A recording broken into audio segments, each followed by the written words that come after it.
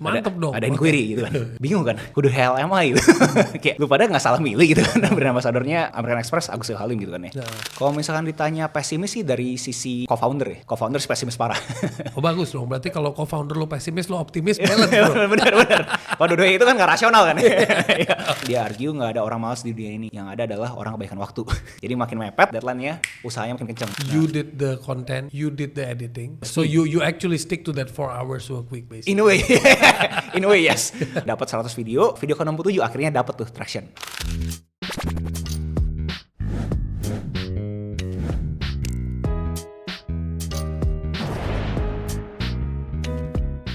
Oke, welcome to Big Thinkers teman-teman. Hari ini gue kedatangan sosok yang menurut gue curious banget terhadap perjalanannya.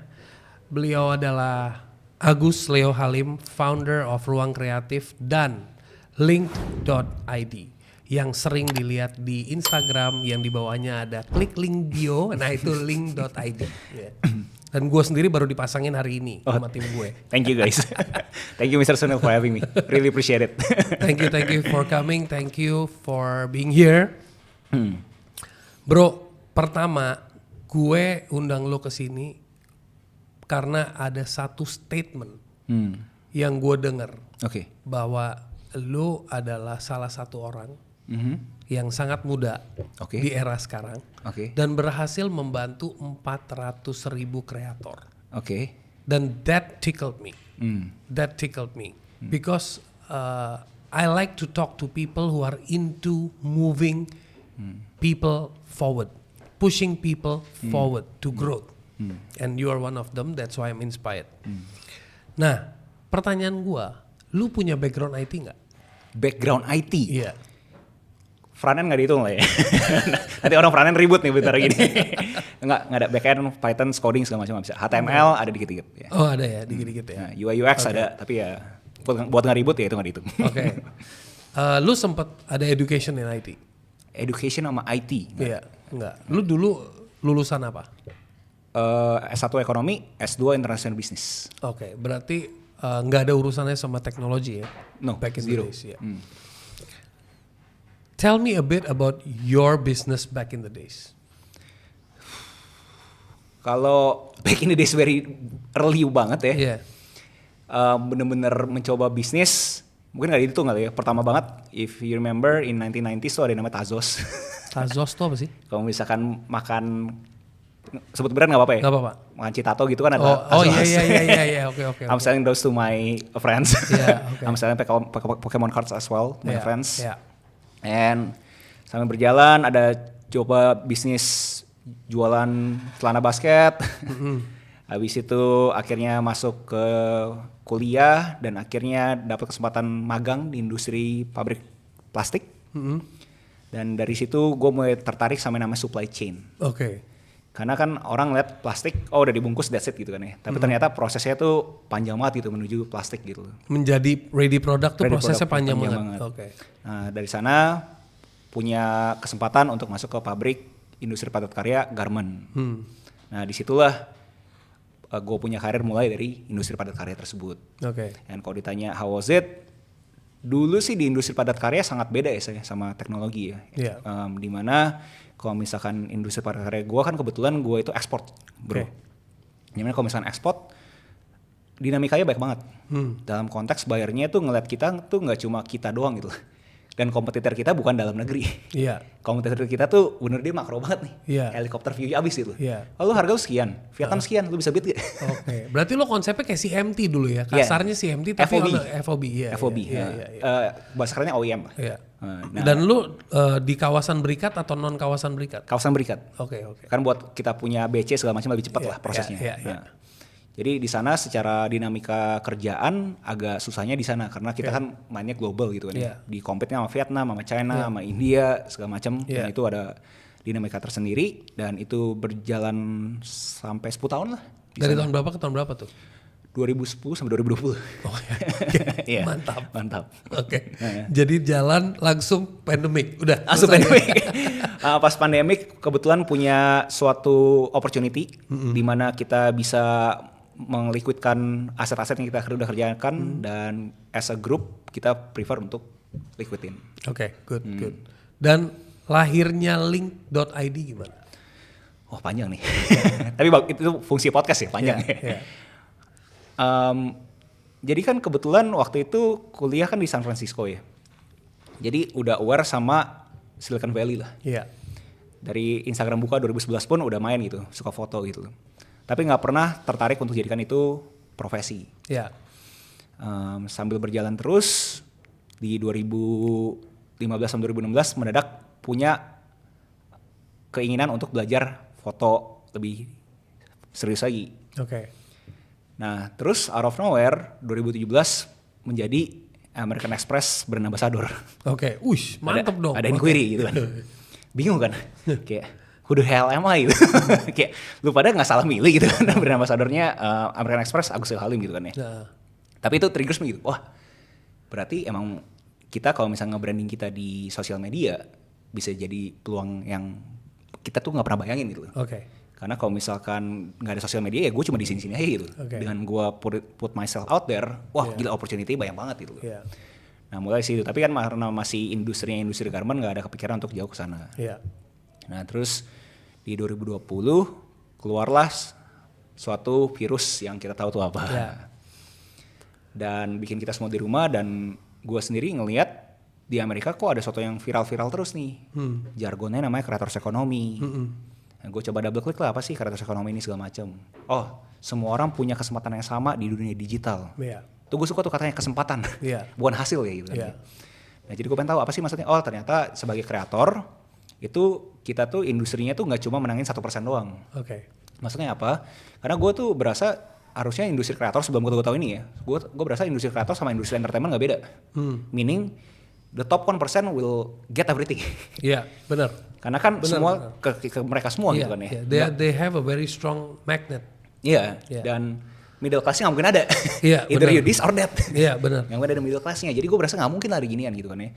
Tapi pas gue double klik di US ternyata udah mulai ada nih. Dan gue bingung kan kayak mereka tuh jadi ini karir, a viable career path based on apa. Emang benar bisa stabil gitu kan penghasilannya segala macam.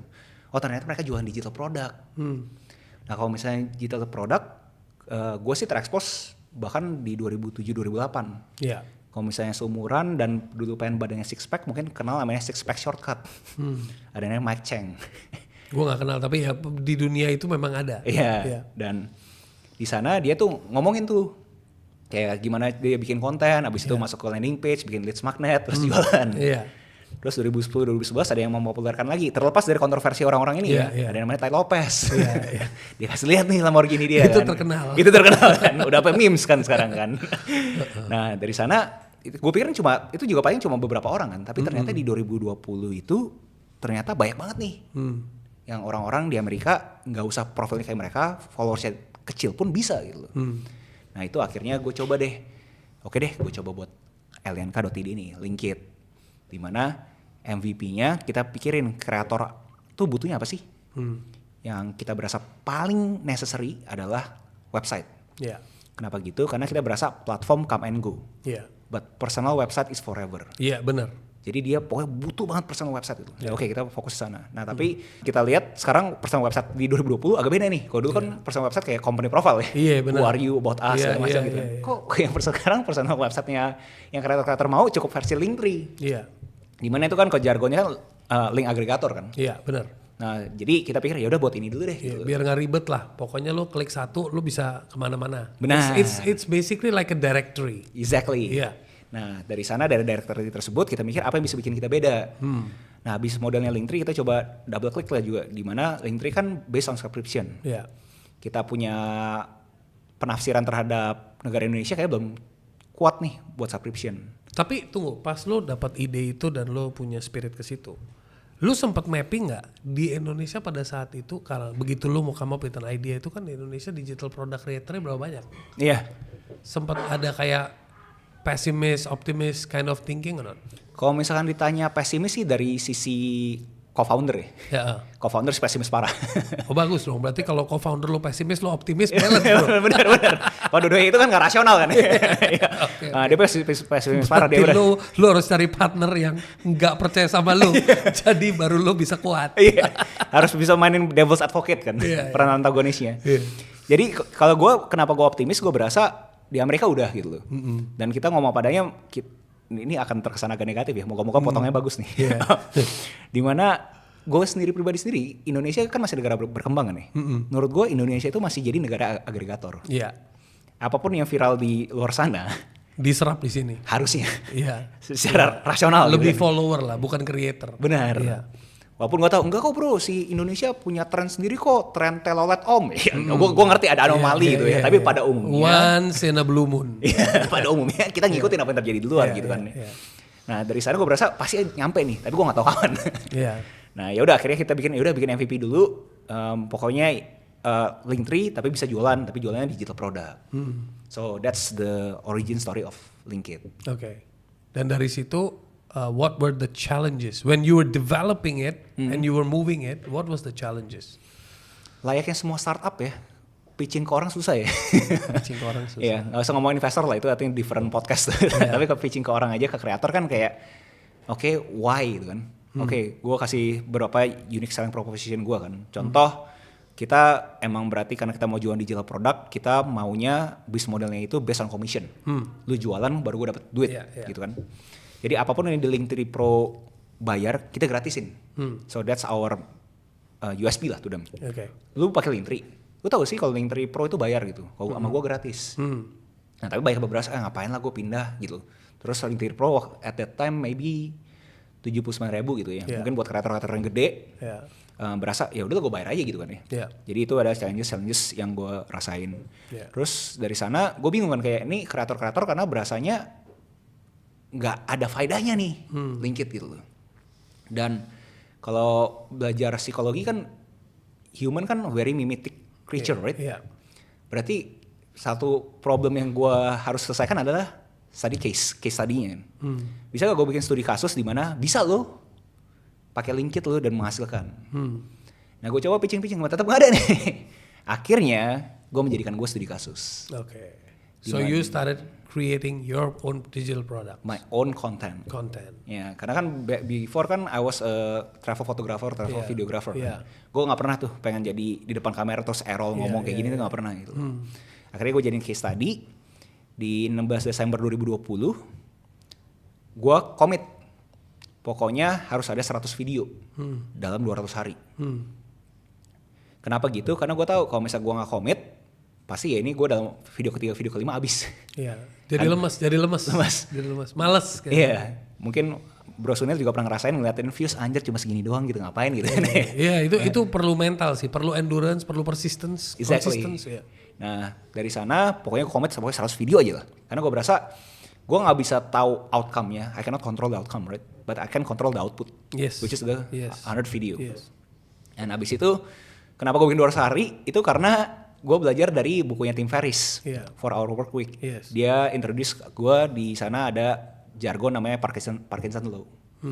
Dimana dia argue nggak ada orang malas di dunia ini, yang ada adalah orang kebaikan waktu. Jadi makin mepet deadline-nya, usahanya makin kenceng gitu kan. Iya benar. Nah dari sana akhirnya gue bikin 2 hari sekali gue bikin video. Dan gue kasih konten yang by design pokoknya gado-gado. Anything yang gue berasa gue pengen ngomongin ya pokoknya gado-gado aja. Yang penting 2 hari sekali gue bisa upload aja gitu kan. Dan gue kasih rules cuma boleh produksi 30 menit. Dan editing cuma boleh 2 jam. Dan itu semua diri gue sendiri. You did the content, you did the editing. Upload and everything. So you actually stick to that 4 hours work week basically. In a way yes. Terus berjalan ya dapat 100 video. Video ke-67 akhirnya dapat tuh traction. Ada konten gue bahas buku, mendadak naik gitu loh. Wah happy banget tuh. Akhirnya ada sesuatu gitu kan. And it has some trajectory ya akhirnya jalan gitu loh. Jadi kalau ditanya challenges awal-awal, bikin case study itu yang susah sih. Karena kan gak ada tanda kutip orang yang mempunyai profil yang bisa gue bilang, lu tolong dong lu pakai ini gitu loh. Gue gak punya duit sama sekali, gak ada investment. Lu pakai ini terus buat gue jadi case study-nya gue, terus gue bisa itu gitu kan. Nggak ada yang mau, dan akhirnya gue bikin case study-nya gue sendiri. Nah itu yang benar-benar challenges terberat sih. I think bukan challenges, tapi this is the right way menurut gue. For all the people out there listening to this podcast, lo kalau susah convince orang jual jasa lo, atau produk lo, ya lo harus jadi kliennya dulu.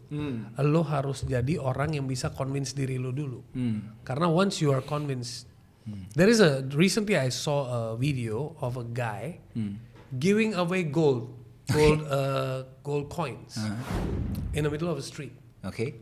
Dia lagi kasih gold coin, just like that. Okay? Ada yang ambil, ada yang lewatin, ada yang ambil, ada yang lewat. Tapi dia cara ngasihnya tuh confident banget, number one. Dia tahu yang dia lagi kasih itu sesuatu yang bermanfaat. Gold is something, right? Valuable. You can actually encash it langsung. Ya, it's like daripada gue kasih lo duit, ini gue kasih lo coin. Tapi ada orang yang datang masih nanya, ini bener apa enggak? Ada yang ngelewatin aja, merasa it's crap. Tapi ada yang langsung take it dengan baik. Nah di situ gue percaya sama think that yang bikin orang bisa sukses jualan apapun itu kalau dia yakin yang dia jual itu bermanfaat banget buat orang lain. I agree sih itu. Itu mungkin kalau gue double click ya, lu harus bisa kejar masalah kan. Iya. Lu bikin produk tapi nggak menyelesaikan masalah siapapun. Exactly. Karena terkesan kerja itu harus berdasarkan passion. Tahu. Udah enek gue ngomonginnya. Oke.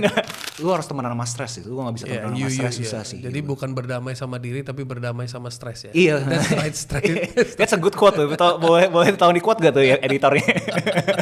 By the way, lu masih ada opening gak di tempat lu? Opening juga masih ada. Ada. Buat teman-teman bisa dengar. Nah kalau ada yang mau apply-nya, lu udah tahu nih cara nanyanya. I break through this because of you. No. It's because of you. I was just pushing you. You did it. Yeah. I'm just a random guy from the street, just giving you the guide gitu kan. Giving you the map gitu kan.